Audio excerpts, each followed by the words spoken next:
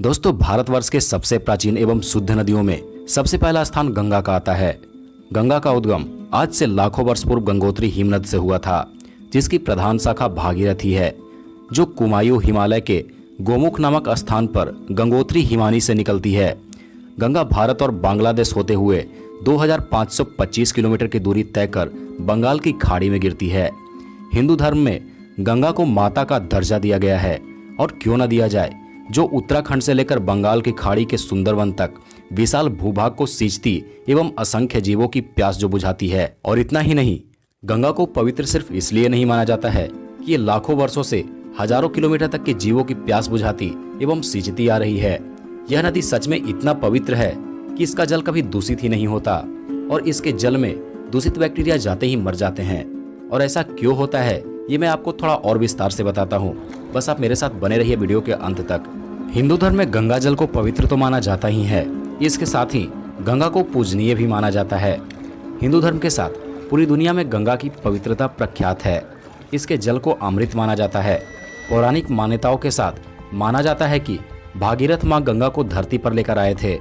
माना जाता है कि भागीरथ जिस रास्ते गंगा की धारा को हिमालय से लेकर आए थे, उस रास्ते पर कई दिव्य औषधियाँ और वनस्पतियाँ पाई जाती है।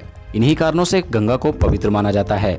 ऋग्वेद एवं कई अन्य वेदों में गंगा की व्याख्या की गई है। गंगोत्री, ऋषिकेश, हरिद्वार, बनारस आदि स्थानों पर धार्मिक दृष्टि से गंगा के पवित्रता के कारण ही प्रख्यात माने जाते हैं। पौराणिक कथाओं के अनुसार माँ गंगा स्वर्ग में रहती थी। स्वर्ग से धरती पर उन्हें आने के लिए विशेष प्रयोजन किया गया था।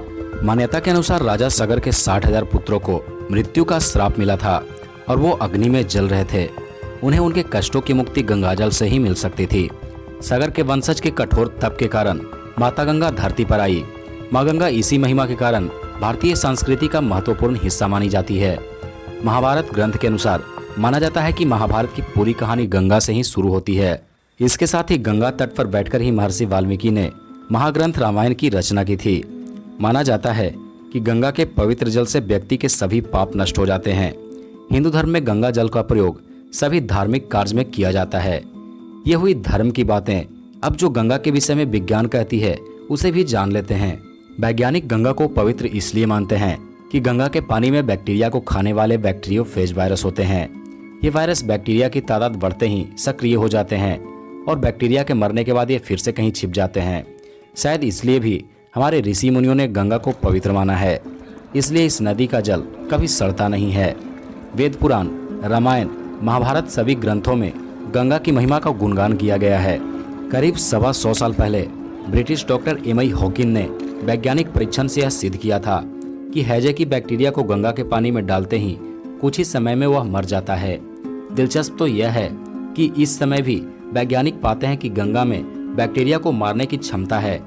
लखनऊ के national bacterial research institute (NBRI) के निर्देशक डॉक्टर चंद्रशेखर नौटियाल ने एक अनुसंधान में प्रमाणित किया है कि गंगा के पानी में बीमारी पैदा करने वाले इकोलाई बैक्टीरिया को मारने की क्षमता बरकरार है। गंगा जल की वैज्ञानिक खोजों ने साफ कर दिया है कि गंगा गोमुख से निकलकर मैदानों में आने तक अनेक प्राकृतिक स्थानों एवं वनस्पतियों से होकर गुजरती है।